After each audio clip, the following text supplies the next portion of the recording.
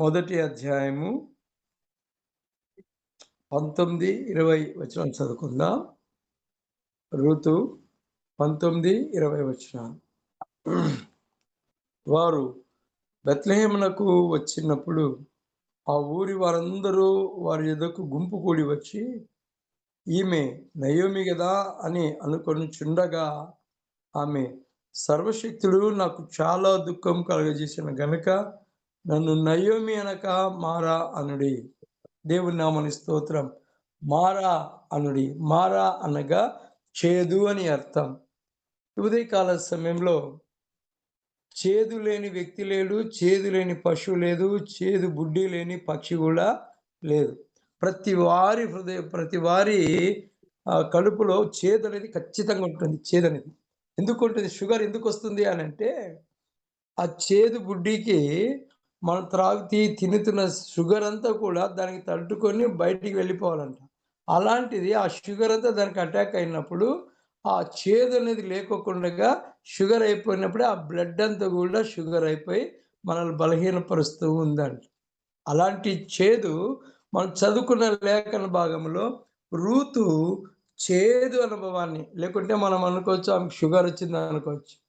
ఎందుకొచ్చిందంటే, ఆమె సమృద్ధిలో నుంచి, రొట్టెల ఇల్లు నుంచి బయలుదేరి అక్కడ ఇంకా ఒక్క దగ్గర ఏదో సంపాదించుకోవాలి, ఏదో బాగుండాలి అని చెప్పి తన కుటుంబంతో మొట్టమొదటిగా ఆమె భర్త, ఇద్దరు పిల్లలు వెళ్ళారు. వెళ్ళిన తర్వాత కొన్ని దినాలకి భర్త చనిపోయాడు. ఆ కొన్ని దినాలకి పెళ్ళిళ్ళయిన తర్వాత ఇద్దరు కుమారులు కూడా చనిపోయారు. చనిపోయి మళ్ళీ తిరిగి ఆమేం చేసిందంటే బెత్లెహేమునకు వచ్చినప్పుడు అంతా పోగొట్టుకొని తిరిగి ఆ సొంత గ్రామానికి వచ్చింది. వచ్చినప్పుడు ఆ ఊరి వారందరూ కూడా అంటున్నారంట. ఆ ఊరి వారు ఏమంటున్నారు అనంటే, ఆహ్, ఈమె నయోమి గాదా? నయోమి గాదా? మనం కొన్ని రోజులైన తర్వాత ఏదైనా ఊరికి వెళ్ళి బాగా నష్టపోయి, సిక్కిపోయి తిరిగి ఊరికొస్తే అందరూ వచ్చి చూస్తారు. ఎందుకు అనంటే, చూసి ఒక్కొక్కరు అయ్యో పాపం బాగయిందనేవాళ్ళు, కొంతమంది అయ్యో అనేవాళ్ళు, కొంతమంది బాగా జరిగిందనేవాళ్ళు గూడా కోకొల్లలుగా ఉంటారు. ఎందుకు అనంటే, బాగుంటే ఎవ్వరు మాట్లాడరు. బాగుంటే మరొక రకంగా మాట్లాడతారు. అయితే ఈ నయోమి సమృద్ధిలో నుంచి దేవుని ఇంటిని వదిలి బయటికి వెళ్ళి అన్యజనుల గ్రామాలకు చేరి ఏదో సంపాదించుకుందామని వెళ్తే దేవుడు ఆమెకి తగిన బుద్ధి చెప్పాడు. దేవుడు ఆమెకి తగిన శిక్షను వేశాడు. నా దగ్గర నుంచి నీవు బయటికి వెళితే, నా దగ్గర నుంచి నీవు వెళ్ళి ఏమో చేయాలనుకుని వెళ్ళావు. అన్నిటిని పోగొట్టుకున్నావు. తిరిగి సొంత గ్రామానికి వచ్చినప్పుడు ఆ ఊరి ప్రజలందరూ కూడా ఈమె నయోమి గాదా అనుకొనుచుండగా ఆమె అంటుందప్పుడు, అవును నేను నయోమినే కానీ ఇప్పుడు నయోమి కాదు. కారణం నేను సమృద్ధిలో నుంచి వెళ్ళాను.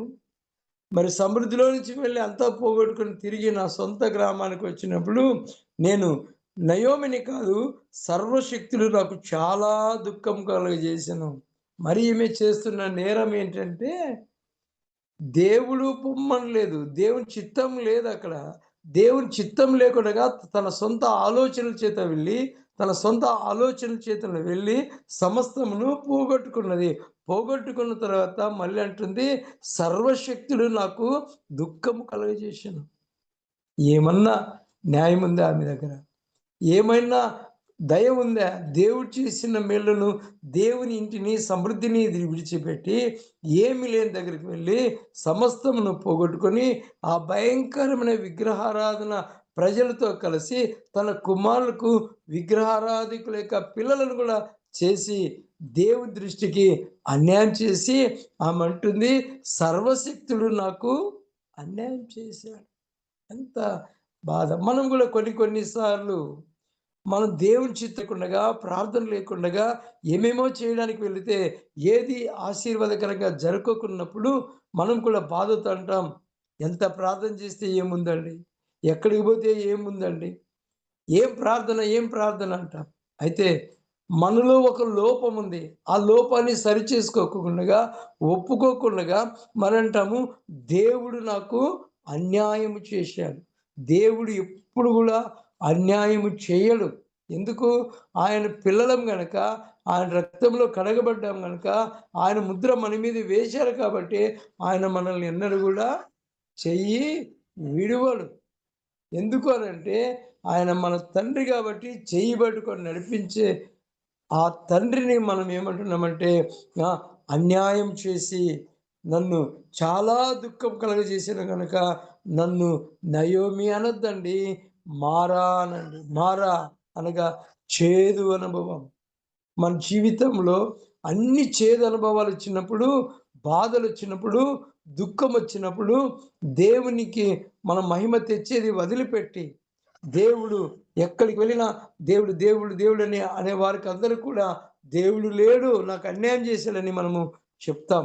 కాబట్టే ఈ ప్రాతకాలం ఈ నయోమి ఎప్పుడైతే ఈ మారా అనుభవాన్ని అనుభవించిందో, ఈ మారాను మరి చేదులోనికి వెళ్ళిందో, ఎక్కడైతే పోగొట్టుకున్నదో మళ్ళా తిరిగి దేవుడు అక్కడ ఏం చేశాడంటే, మనము 4వ అధ్యాయంలో చూస్తాం. 4వ అధ్యాయం 15, 17 వచనాల్లో నిన్ను ప్రేమించి 7 కుమారుల కంటే నీకెక్కువగా నున్న నీ కోడలు ఇతనిని కనెను. ఇతడు నీ ప్రాణమును ఓదార్చి ముసలితనమందు నీకు పోషకుడుగని నయోమితో చెప్పిరి. అప్పుడు నయోమి ఆ బిడ్డను తీసుకొని కవిగిలిలో ఉంచుకొని దానికి వానికి వానికి దాదిగా ఉండెను. ఆమె పొరుగు స్త్రీలు నయోమి కొరకు కుమారుడు పుట్టిన చెప్పి అతనికి ఓబేద్ అని పేరు పెట్టిరి. అతడు దావీదునకు తండ్రి అయిన యెషై యొక్క తండ్రి. దేవునికి స్తోత్రం. నీవు ఎంత చేదు అనుభవించావో, ఎంత దుఃఖపడ్డావో, ఎంత బాధపడ్డావో, ఎన్ని అవమానాలు పడ్డావో, ఆ వెంటనే దేవుడు కూడా మనల్ని చెయ్యి విడిచే దేవుడు కానే కాదు. మారా అనుభవాన్ని మధురముగా మార్చే దేవుడు. కనుక ఈ 4వ అధ్యాయంకొచ్చే లోపల ఆ యొక్క నయోమికి ఉన్న ఆ కోడలు, వదిలి వెళ్ళని కోడలు, ఉత్తమురాలైన కోడలు, నీ దేవుడే నా దేవుడు, నీ జనమే నా జనము, నీ ప్రజలే నా ప్రజలు, నీవు పాతి పెట్టబడతారే నేను కూడా పాతి పెట్టబడతానని చెప్పి తీర్మానం చేసుకున్న ఆ రూతు గర్భములో నుంచి ఏమొచ్చింది? ప్రేమించి 7 కుమారుల కంటే నీకెక్కువగా నీ కోడలు ఇతనిని కనెను. 7 మంది కుమారుల కంటే ఒక కోడలు చాలంట. మంచి కోడలు. అత్తకు సపోర్ట్ చేసే కోడలు. కుటుంబానికి గౌరవ మర్యాదలు నిలవబెట్టే కోడలు. ఈ ప్రాతకాలం జూమ్‌లో ఉన్న మనం ఒక రూతు వలె తన కుటుంబానికి, తన అత్త కుటుంబానికి గౌరవ మర్యాదలు తెచ్చే దాని కొరకు ఆమె ఏమి చేసిందంటే తీర్మానము చేసుకున్నది. తిరిగి తన మోయాబు దేశానికి, అన్య దేశానికి తిరిగి వెళ్ళక, తిరిగి బెత్లెహేముకొచ్చింది. ఆ బెత్లెహేములో ఆమె ఆ అత్త ఇంటికి గౌరవ మర్యాదలు తెచ్చింది. దేవుని నామానికి కూడా మహిమ తెచ్చింది. ఆమె ప్రకటింపబడెను. ఇతడు నీకెక్కువగానున్న నీ కోడలను కనెను. ఇతడు నీ ప్రాణమును ఓదార్చి ముసలితనమందు నీకు పోషకుడుగా ఉండునని నయోమితో చెప్పిరి. ఎంత మంచి యవ్వన కాలంలో వెళ్ళి ఆ నయోమి భర్తను, పిల్లలను పోగొట్టుకున్న తర్వాత అన్యురాలైన ఆ రూతు మరి అత్త ఇంటికొచ్చిన తర్వాత ఆమె గర్భంలో నుంచి ఒక కుమారుడు వస్తాడు. ఆ కుమారుడు ముసలితనమందు నిన్ను ఓదారుస్తాడు. ఆ పిల్లవానికి ఇప్పుడు ఆమె ఏమైందంటే దాదిగా మారింది.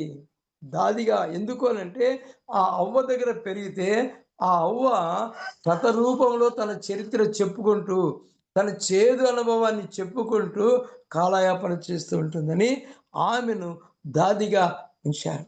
ఈ ప్రాతకాల సమయంలో ఈ అవ్వ వాళ్ళు ఏం చేస్తారంటే ఆ చరిత్ర తన కుటుంబంలో ఎవరు ఏం చేశారు, పెద్దవాళ్ళు, చిన్నవాళ్ళు, బంధువులు, స్నేహితులు, ఇరుగు పొరుగు వారు ఎవరెవరు ఏమన్నారో వాటన్నిటిని పిల్లలకు కథల రూపంగా చెప్పి వారిని బలపరుస్తారు. అలాగే రూతు గర్భంలో జన్మించిన కుమారునికి ఈ నయోమి దాదిగా మారి ఏం చేసిందంటే చెప్తా ఉంది, ఆమె పొరుగు స్త్రీలు నయోమి కొరకు కుమారుడు పుట్టానని చెప్పి, నయోమి కొరకు ఒక కుమారుడు, ఆ కుమారుడే ఓబేదు, ఆ కుమారుడే ఓబేదు అని పేరు పెట్టి, ఆ ఓబేదులో నుంచి దావీదు, దావీదు నుంచి యెషై, యెషై నుంచి ఈ విధంగా యేసుక్రీస్తును ఆ కుటుంబం ద్వారా తీసుకొచ్చింది. మారా అనుభవం, చేదు అనుభవం మధురముగా మార్చబడింది.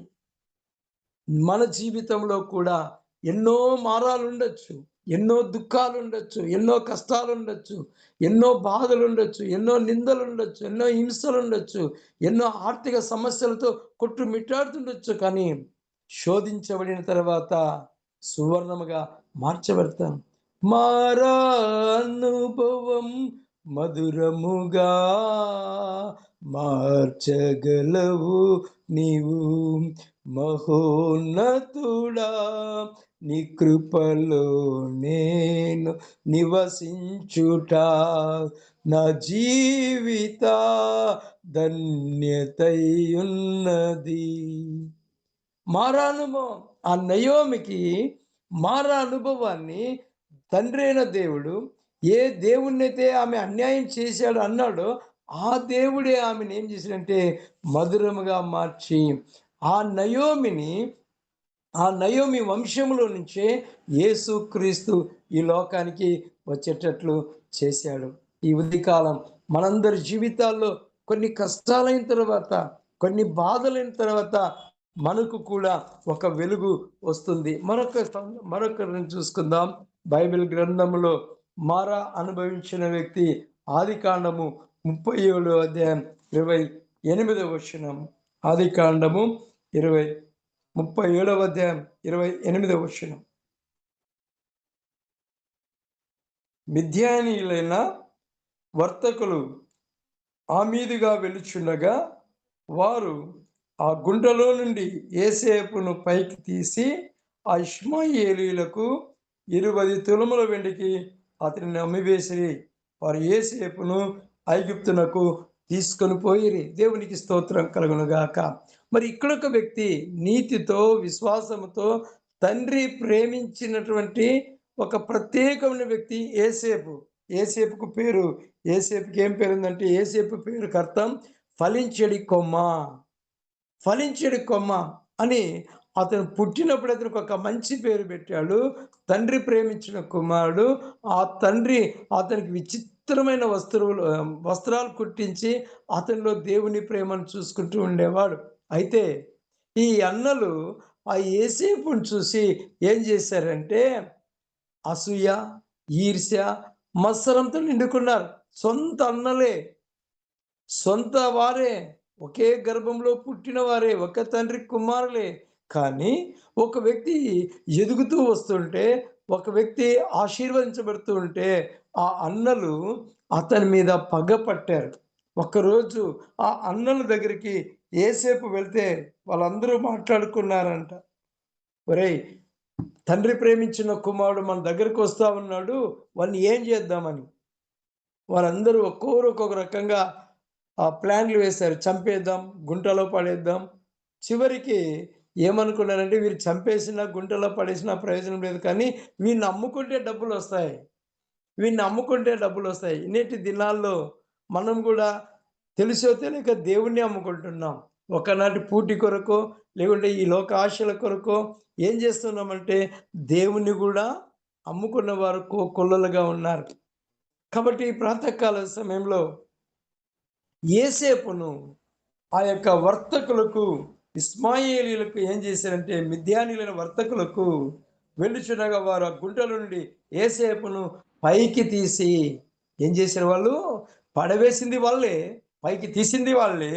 తర్వాత ఏం చేశారంటే వారు తీసి 20 తులముల వెండికి అతనిని అమ్మివేసిరి. ఎంత మారా, యేసేపు జీవితంలో మారా అనుభవాన్ని అనుభవిస్తున్నాడు. అన్నల ద్వారానే చేదు అనుభవాన్ని అనుభవిస్తున్నాడు యేసేపు. అన్నల ద్వారానే పరాయి దేశానికి లేకుంటే అన్యుల ప్రాంతానికి అమ్మివేశారు. అక్కడ బానిసగా బ్రతకపోరా బాబు అని. కానీ దేవుడు యేసేపుకు తోడుగా ఉన్నాడు. దేవుడు యేసేపుకు తోడుగా ఉన్నాడు కాబట్టి, ఆ తండ్రి దీవెన అతని మీద ఉంది కాబట్టి, ఆయన గుంటలో పడినప్పటికిని, అమ్మివేసుకున్నప్పటికిని ఆయనకి ఏ హాని కూడా జరగలేదు. కారణం దేవుడు తోడుగా ఉంటే మన మీదకి ఎంతమంది పైకెత్తి వచ్చినా ఎవ్వరు కూడా మనల్నేమి కూడా చెయ్యరు. కాబట్టి సువార్తలో వెళుతున్నప్పుడు గాని, మరి సంఘాల్లో ఆరాధనలు జరుగుతున్నప్పుడు కానీ, ఇలాంటి ఇష్మాయేలీలు లేకుంటే మిద్యానీయులు ఎంతమంది వచ్చి మనల్ని హింసించినా దేవుడు తోడుగా ఉంటాడు కాబట్టే వారు మనల్నేమి గూడా చేయలేరు. నాయకులేం చేయలేరు, అధికారులేం చేయలేరు. కానీ దేవుడు మాత్రం తోడుగా ఉంటే మనల్ని ఏమి గూడా చేయలేరు. నేను మీకు తోడుగా ఉన్నాను. మీరు వెళ్ళండి అంటున్నాను అంతే. మీరు సర్వలోకానికి వెళ్ళండి. సర్వసృష్టికి సువార్తను ప్రకటించండి. యేసేపు అక్కడి నుంచి అమ్మబడటం కూడా మేలే. మనల్ని హింసించడం కూడా మేలే. కారణం ఏంటంటే మనల్ని హింసిస్తేనే వారు రక్షించబడేది. దేవుని నామాన్ని దూషిస్తేనే దేవుడు వారిని తన పనికి తీసుకుంటాడు. కాబట్టి యేసేపు మరి అన్నల చేత అమ్మబడిన తర్వాత ఏమయ్యాడంటే మనం అక్కడే చూసుకుంటున్నాం. 39వ అధ్యాయం 4వ వచనంలో 39 వచనంలో యేసేపు మీద అతనికి కటాక్షం కలిగెను గనుక అతడు యొద్ద పరిచర్య చేయువాడాయెను. మరియు అతడు తన ఇంటి మీద ఆ విచారణకర్తగా అతని నియమించి తనకు కలిగినదంతయు అతని చేతికి అప్పగించెను. ఈ ఐగుప్తు దేశంలో ఈ యేసేపు అమ్మబడిన తర్వాత ఆ సేనాధిపతి అయిన పొతీఫరును ఇంట్లో పనిచేస్తా ఉన్నాడు. పనిచేస్తున్నప్పుడు అతను యేసేపు మీద అతనికి కటాక్షము కలిగెను. ఆ ఇంటి యజమాని యొక్క కటాక్షం, ఆ ఇంటి యజమాని యొక్క కృపకు పాత్రుడయ్యాడు యేసేపు. ద్వేషించబడిన తర్వాత, శోధించబడిన తర్వాత యేసేపుకు దేవుని యొక్క కటాక్షం లేక ఆ ఇంటి యజమానుని యొక్క కటాక్షము అతనికి కలిగింది. యెహోవా అతనికి తోడయుండెను. అతడు చేసినదంతయు అతని చేతిలో యెహోవా సఫలము చేసెననియు అతని యజమానుడు చూచినప్పుడు యేసేపు చేసేది ప్రతిదీ ఆశీర్వాదకరంగా మారింది ఆ ఇంటి యజమాని ఆ ఇంట్లో. మరి ఈ ఉదయకాల సమయంలో దేవుని పిల్లలు ఎక్కడుంటే, దేవుని బిడ్డలు ఎక్కడుంటే అక్కడ ఆశీర్వాదమే. నీవు ఏ ఆఫీసులో ఉద్యోగం చేసినా, ఏ ఇంట్లో నీవున్నా, ఎక్కడ ఉన్నా, ఏ బిజినెస్ చేసినా, ఏ వ్యాపారం చేసినా, ఏ ఉద్యోగం చేసినా, ఏ కూలీ పని చేసినా నమ్మకంగా చేస్తే దేవుడు మనకు తోడుగా ఉంటాడు. అక్కడే మనల్ని అంచెలంచెలుగా ఆశీర్వదిస్తాడు. యేసేపును అన్నలు అమ్ముకున్నారు. ఆ వెండి నాణేలు తీసుకొని జలసా చేసి ఉండొచ్చు, అయిపోయింది. అయితే ఆ యేసేపు ఆ విషయంలో దుఃఖపడలేదు, బాధపడలేదు, దేవుని మీద కూడా నింద వేయలేదు. అయితే ఆ యేసేపు ఆ యొక్క మరి ఐగుప్తు దేశంలో కూడా మరి ఉన్నప్పటికిని పొతీఫరు ఇంట్లో ఉన్నప్పటికిని అతడు ఏం చేసేవాడంటే దేవునికి నమ్మకంగా జీవించాడు. దేవునికి ఆ యొక్క రాజుకు విశ్వాస పాత్రుడిగా జీవించాడు. కాబట్టి ఆ యేసేపుకు తోడైనందుకు అతడు చేసినదంతయు ఆశీర్వదించబడింది అతని మీద. అందుకే ఆ యజమాని మనసు మారి అతని మీదకి ఆయన కటాక్షం వచ్చింది. ఆయన కటాక్షం వలన పరిచర్య చేయువాడాయను. మరియు అతడు తన ఇంటి మీద విచారణకర్తగా అతనిని నియమించి తనకు కలిగినదంతయు అతని చేతికి అప్పగించెను. మారా అనుభవం యోసేపు జీవితంలో కూడా మధురముగా మార్చిన దేవుడు మన దేవుడు. మన జీవితాల్లో మనం కూడా యోసేపు వలె ఎన్ని కష్టాలైనా, ఎన్ని నిందలైనా, ఎన్ని బాధలైనా, ఎన్ని హింసలైనా అనుభవిస్తూ మనకిచ్చిన చేతి పనిని నమ్మకముగా చేస్తే ఆ యజమానుని కటాక్షం ఎవరు ఎన్ని చెప్పినా, వాడు పరాయి వాడైన పరాయి దేశం వాడైనప్పటికీ అనుకోని అతను అనుకోలేదు గానీ, దేవుడు ఆ యజమానుని మనసును మార్చాడు. ఆ యజమాని మనసు యోసేపు మీదకి ఆయన కటాక్షం వచ్చింది. ఆ కటాక్షం రావటం బట్టి అతని చేతికి అతని ఇంటి మీద అధికారం ఇచ్చాడు. ఎంత గొప్ప దేవుడు! కాబట్టి ఈ ప్రాతకాలం చేదు అనుభవిస్తున్నామంటే దాని వెనక ఒక మధురమైన అనుభూతి ఉంటున్నదని గుర్తెరిగి మనము వారి మీద వీరి మీద సనుక్కోకుండగా దేవుని మీద కూడా సనుక్కోకుండగా విశ్వాసమునకు కర్త అయిన యేసు వైపు చూస్తూ వెళ్ళాలి. చివరిగా ఇంకొక మాట చూసుకొని ముగిస్తాం. సమయం అయిపోతుంది. యోహాను సువార్త 4వ అధ్యాయంలో ఈ స్త్రీని గురించి మనకు బాగా తెలుసు. 4వ అధ్యాయం 17వ వచనం. ఆ స్త్రీ నాకు పెనిమిటి లేడనగా యేసు ఆమెతో నాకు నీకు 5 పెనిమిట్లు ఉండ్రి, ఇప్పుడు ఉన్నవాడు నీ పెనిమిటి కాడు, సత్యమే చెప్పితివనెను. అప్పుడు ఆ స్త్రీ, అయ్యా నీవు ప్రవక్తవని గ్రహించుచున్నాను. ఈ స్త్రీ కూడా చేదు అనుభవాన్ని అనుభవిస్తుంది.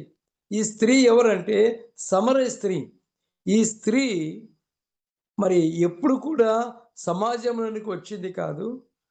సరిగ్గా మరి ఎవరి దగ్గర కూర్చొని మాట్లాడింది కాదు. అందరూ ఆమెను చూసి పాపిష్ఠురాలు, దుర్మార్గురాలు, అక్రమస్తురాలు, ఇంకొక మాట చెప్పాలంటే జారత్వం చేస్తున్నటువంటి స్త్రీ అని ఆమెను అందరూ హేళన చేసేవారు.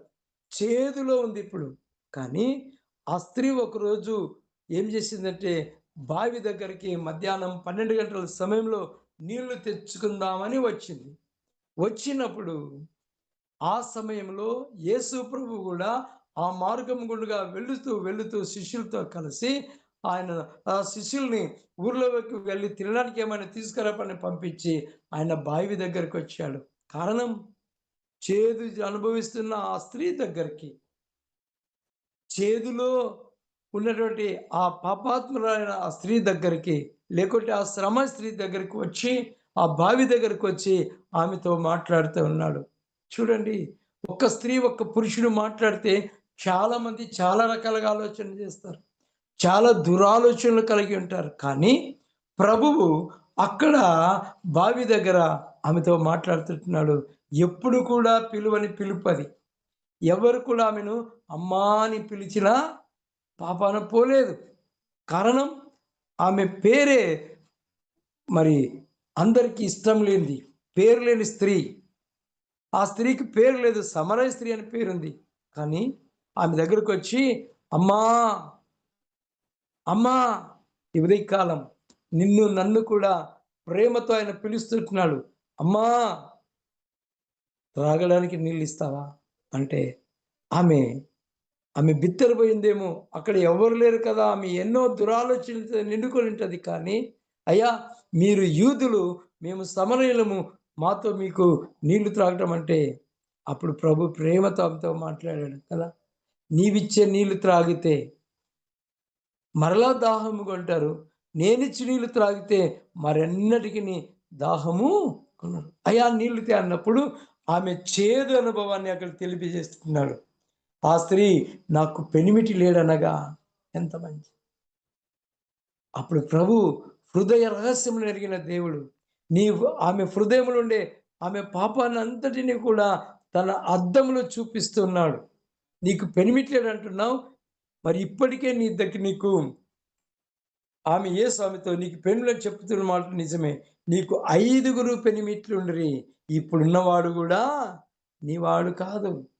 ఇప్పుడున్నవాడు కూడా నీవాడు కాదంటేనే ఆమె మనస్సు మారింది, బుద్ధి మారింది, ప్రవర్తన మార్చుకొని ఆ ప్రభుతో అయ్యా నీళ్ళు నాకు కావాలి అన్నప్పుడు, ఆ నీళ్లు నాకు కావాలన్నప్పుడు ఆమెకు ఆ నీళ్లు తీసుకొని వెళ్ళింది.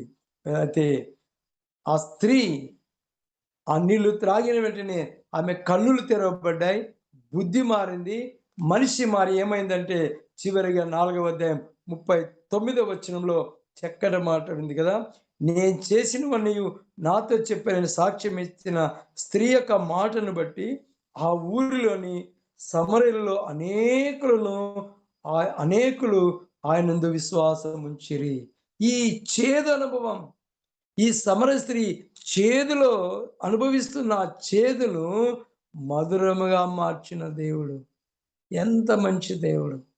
ఇలాంటి దేవుణ్ణి మనం అంగీకరించి, ఇలాంటి దేవుణ్ణి సేవిస్తూ సాగిపోతున్న మనము కూడా చేదు అనుభవంలో నయోమిలాగా ఉంటే, మనం ఆ చేదును అన్యాయస్తులు అనుకోకుండగా ప్రభు వైపు చూస్తూ సాగిపోవలసిన వారమై ఉన్నాం. కాబట్టి ఆ స్త్రీ యొక్క మాటను బట్టి ఊరిలోని సమరయులనేకులు, ఆమె భయపడలేదు ఇప్పుడు. ఆమె వెనుకంజ వేయలేదు. నా ముందు సిలువ, నా వెనుక లోకం అనుకుంటూ ముందుకు సాగిపోయింది. I have decided to follow Jesus. ఈ సమరయ స్త్రీ యేసును వెంబడించడానికి తీర్మానం చేసుకొని ముందుకు వెళ్ళింది. ఆ ఊరిని కదిలించింది. చేదు పోయి మారాగా మార్చబడింది. ఈ ప్రాతకాలం మన జీవితంలో ఎన్నో చేదు అనుభవాలు ఉండొచ్చు.